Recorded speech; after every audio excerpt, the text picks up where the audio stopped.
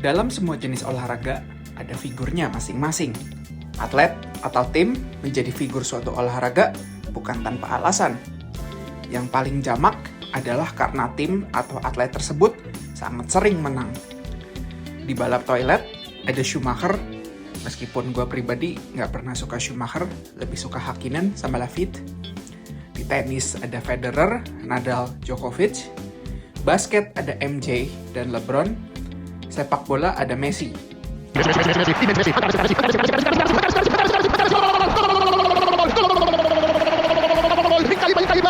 Dan di rally ada Ogier dan Sebastian Loeb. Ya, Sebastian Loeb, wajahnya WRC era rally modern. Loeb menjadi wajahnya rally bukan tanpa alasan. Dengan 9 juara dunia bersama Citroen, salah satunya dengan Citroen Privateer, yaitu Kronos. Loeb terlihat sangat unstoppable di era 2000 awal hingga 2010 awal. Balap apapun yang Loeb ikuti, pasti dia bakal menang. Entah itu WRC, Pikes Peak, Rallycross, Touring Car, GT3. Anehnya, tidak dengan Dakar. Event Dakarnya ya, bukan W2RC-nya.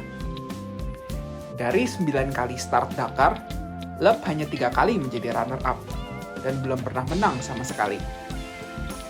Layaknya Sisyphus yang dihukum untuk mendorong bongkahan batu hanya untuk menggelinding lagi jatuh ke bawah, Loeb yang sudah berada di posisi runner-up harus tergelinding jatuh lagi. Ini adalah cerita Loeb dan Dakar. Sebastian Loeb's Dakar Affair, sang juara yang tidak pernah menang.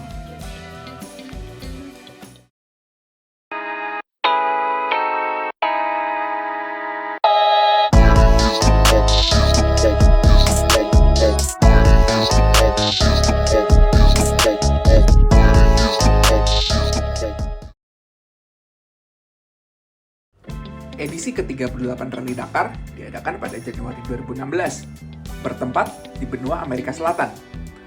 Rutenya melintasi Argentina dan Bolivia. Terdiri dari 13 stage dan total jarak sebesar 4.452 km. Dua nama beken WRC melakukan debut di event ini, yaitu Mikko Hirvonen dan Sebastian Loeb. Menggunakan mobil Peugeot 2008 DKR, debut Loeb di Dakar sangat impresif. Dari stage 2 sampai stage 7 Uyuni Salta, Loeb tidak pernah berada di luar 2 besar. Bahkan, Loeb sempat memimpin hingga akhir stage 7. Tapi, 20 km menjelang garis finish stage 8, mobil Loeb terbalik. Meskipun Loeb berhasil membawa mobil kembali ke bivouac, ia kehilangan waktu hingga 1 jam, membuatnya jatuh ke posisi 13 overall. Sampai Dakar 2016 berakhir, Loeb hanya mampu naik ke posisi 9 overall. Bolehlah buat debutan baru.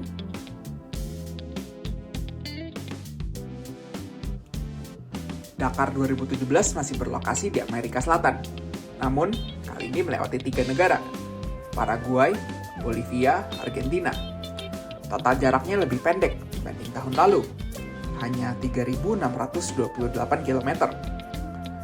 Kalau tahun sebelumnya performa Loeb sudah dianggap hebat, tahun 2017 justru lebih hebat lagi.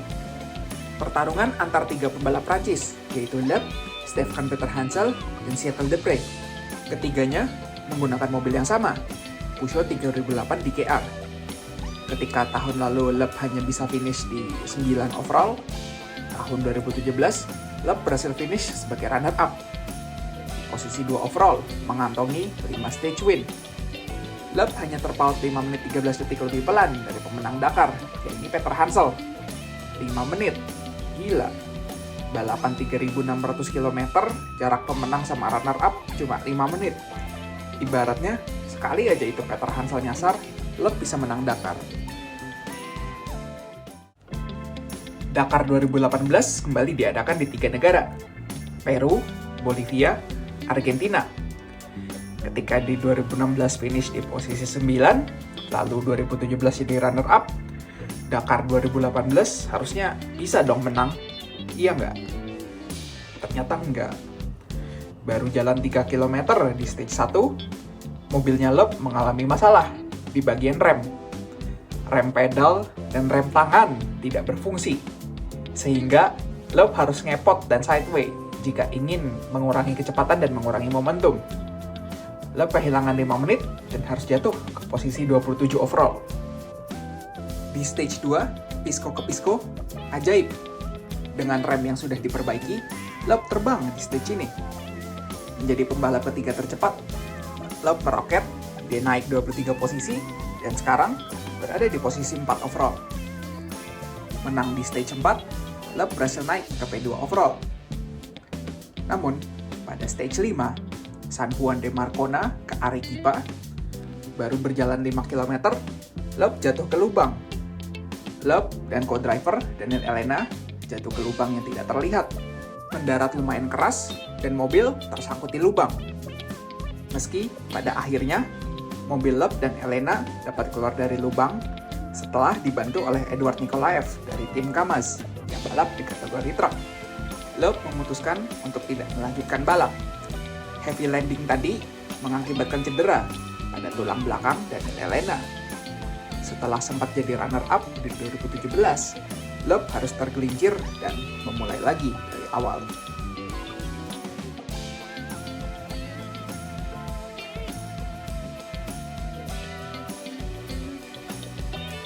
Untuk Dakar 2019, Loeb turun sebagai privatir dan tidak berada di bawah tim pabrikan. Masih menggunakan mobil yang sama, Peugeot 328 DKR, tapi kali ini disiapkan oleh PH Sport. PH Sport yang sekarang megang Lancia Ypsilon Rally 2. Dakar 2019 hanya diselenggarakan di satu negara saja, yaitu Peru. Menjadi Dakar terakhir yang dilaksanakan di benua Amerika Selatan, sebelum tahun depannya dipindah ke Arab Saudi. Total jarak Dakar 2019 berada di bawah 3.000 km. Selain stage 1, di mana Loeb turun ke posisi 18 overall, tidak banyak drama di Dakar tahun 2019 ini. Dari stage 2 sampai balapan selesai, Loeb tidak pernah di luar 8 besar. Berhasil memenangi 4 stage, Loeb meraih podium pada akhir balapan. Posisi 3 overall, 1 jam 54 menit lebih pelan dari pemenang, yakni Nasser Al-Attiyah. Lumayan untuk tim privatir dan mengobati sakit hati dari tahun sebelumnya.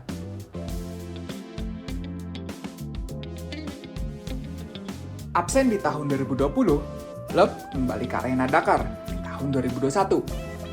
Negara baru, mobil baru, dan tim baru. Kini, Loeb balap bersama tim Bahrain Red Extreme, alias BRX, memakai mobil ProDrive Hunter, mobil cross country custom buatan ProDrive. Menggunakan mobil baru, Loeb langsung mendapat sambutan hangat di stage pertama, berupa puncture sebanyak 3 kali. Lalu, di stage 2, Loeb naik ke posisi 7 overall. Dan di stage 3 Wadi Ad-Dawasir, meski mengalami pecah ban, Loeb hanya 3,5 menit lebih pelan dari waktu tercepat. Setidaknya, sampai stage 5, ProDrive harus senang dengan mobil terbaru mereka. Karena masalah yang dihadapi hanya sekedar pecah ban, penalti waktu, dan sedikit nyasar. Basically, masalah-masalah yang tidak ada hubungan dengan mechanical. Di stage 6, Alcoy Sumah ke Hail, 97 km dari start, arm suspensi mobil Loeb akhirnya jebol. Tapi, bukan itu mimpi buruknya. Mimpi buruk sesungguhnya adalah Loeb dan Elena menunggu spare part untuk diantarkan. Ketika truk servis pertama sampai ke posisi Loeb, parts yang dibawa ternyata salah. Bukannya bawa arm suspensi kanan 1 pieces dan kiri 1 pieces. Yang dibawa malah arm suspensi kanan 2 pieces.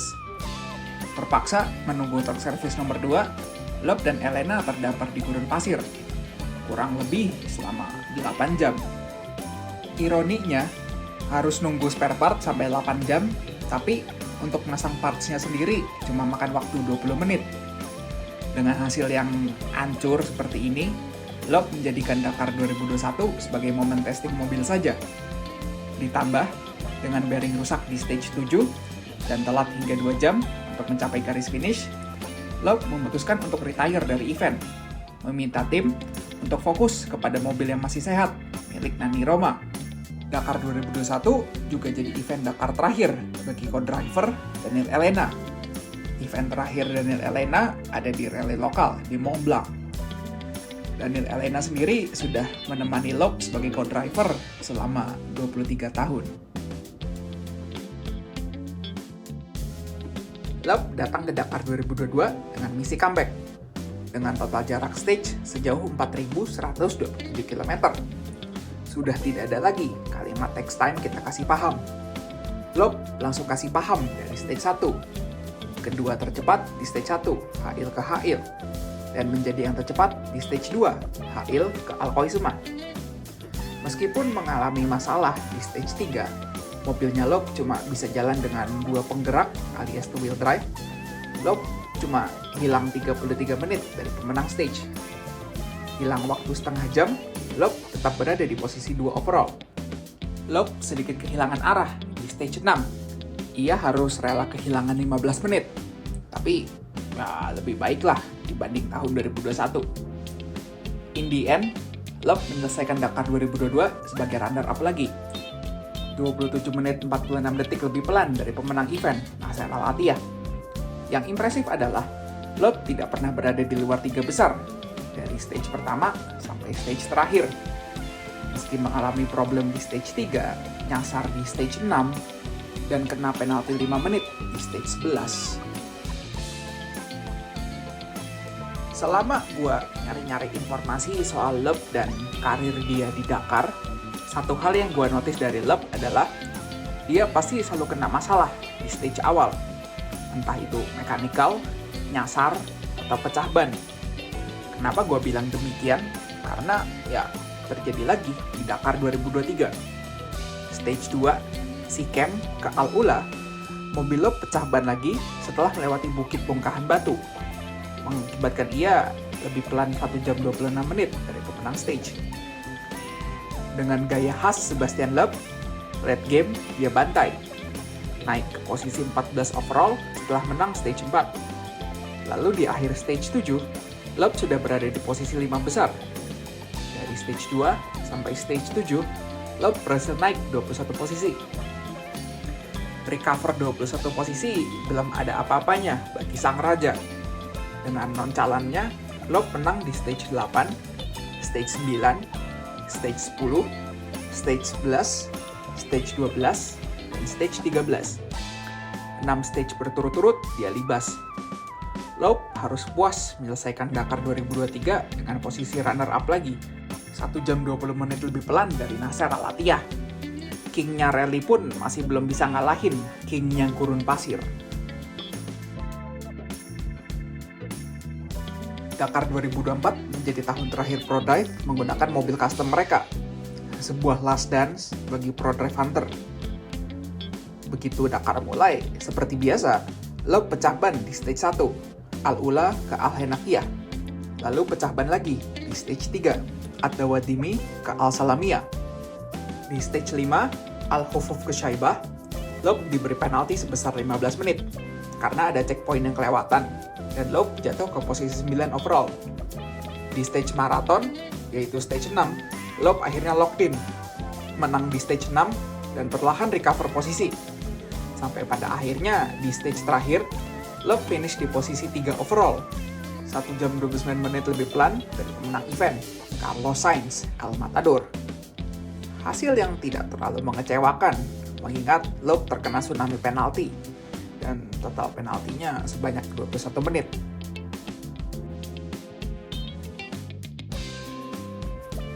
Meski dengan bengkel operasi yang sama, yaitu ProDrive, Loeb memulai Dakar 2025 dengan tim baru, dengan outfit baru, dengan mobil baru, dan dengan teammate baru. Bersama dengan tim The Dacia Sun Riders, menggunakan mobil Dacia Sun Rider, total jarak Dakar 2025 mencapai angka 4.873 km, hampir 5.000 km panjangnya. Loeb memulai stage 1 secara berhati-hati, beberapa kali berhenti secara sengaja dan diberi penalti 2 menit. Bagi Loeb tidak masalah. Loeb tidak mau membuka jalan untuk stage 2, sebuah stage maraton sejauh 966 km. kayak siapa gitu nggak pernah mau buka jalan. Kehilangan waktu di stage 1 bukan masalah bagi Loeb dan bagi driver lain, karena taktik ini berhasil. Taktik tidak membuka jalan untuk stage chrono menguntungkan bagi Loeb yang berhasil memangkas 17 posisi, sehingga ia berada di 6 besar overall ketika stage marathon selesai. Di stage 3, Bisha ke Alhenakia, Loeb baru berjalan sejauh 12 km ketika mobilnya terguling. Meskipun Loeb dan co-driver Fabian Loebwin bisa melanjutkan balap lagi, mereka harus berhenti lagi di kilometer 63 untuk melakukan perbaikan. Tie rod dan CSM rider mereka rusak setelah diguling. Loeb berhasil menyelesaikan stage 3 di posisi 46 tercepat dan turun ke posisi 16 overall. 1 jam lebih pelan dari waktu tercepat. Meski Loeb berhasil menyelesaikan stage 3 dan para kru tidak mengalami injury apapun, roll cage mobil Loeb dianggap tidak aman setelah terguling di stage 3, sehingga mobil Loeb dianggap tidak aman untuk melanjutkan balap. Loeb terpaksa harus DNF dari Dakar 2025.